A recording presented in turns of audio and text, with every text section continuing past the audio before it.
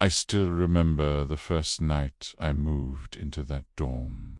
It was supposed to be the start of an amazing new chapter college. Freedom, new friends. You know how it is. But the second I walked into that tiny little room, with its creaky floors and that single dim yellow light, I felt this knot tighten in my chest. It just felt off. My roommate wasn't there yet. His side of the room, though, was completely set up. The bed was made with military precision. The desk was perfectly organized, and there was a small stack of old-looking books placed just so. It felt staged, like a display in a furniture store, untouched by any actual human being. I tried to ignore the weird vibe and started unpacking my own stuff, blasting some music to fill the heavy silence. Hours crawled by. Finally, well after dark, the door creaked open, and I saw him for the first time. He was tall, incredibly thin, and his skin was so pale he almost looked translucent under the weak light.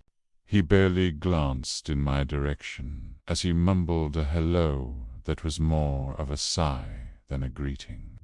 No smile, no handshake, no nice to meet you. He just drifted past me like I was a piece of furniture and sat down at his pristine desk. I'm a friendly person, so I tried. I really did. I asked him about his major, where he was from, what classes he was taking. But every attempt at conversation was like hitting a brick wall. His answers were clipped one-word responses. Biology, no. Far. It felt like I was interrogating a ghost, someone who had zero interest in being alive, let alone sharing a room. I eventually gave up and just let the silence win. That night was when things got truly strange. I was trying to fall asleep, but I couldn't help but notice him. He was still sitting at his desk, long after midnight. But he wasn't studying, he wasn't typing, he wasn't even reading. He was just sitting there, perfectly still, staring blankly at the wall.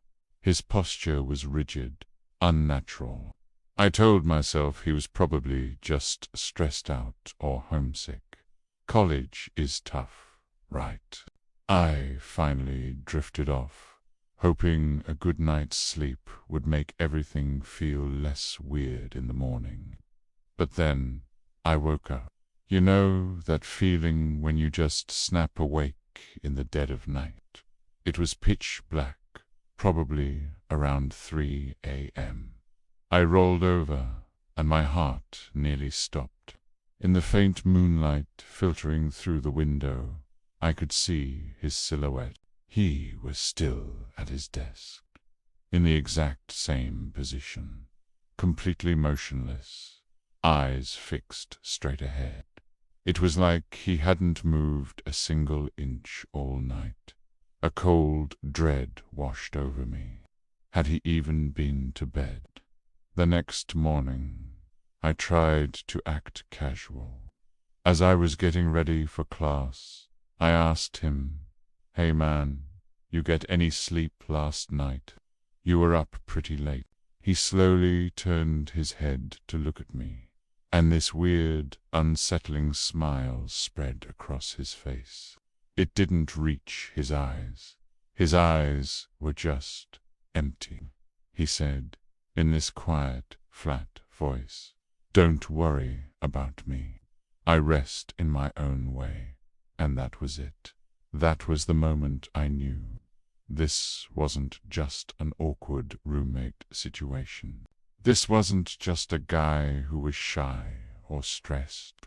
Something was deeply, fundamentally wrong. Living with him wasn't going to be normal. It was going to be a nightmare. And it was just getting started.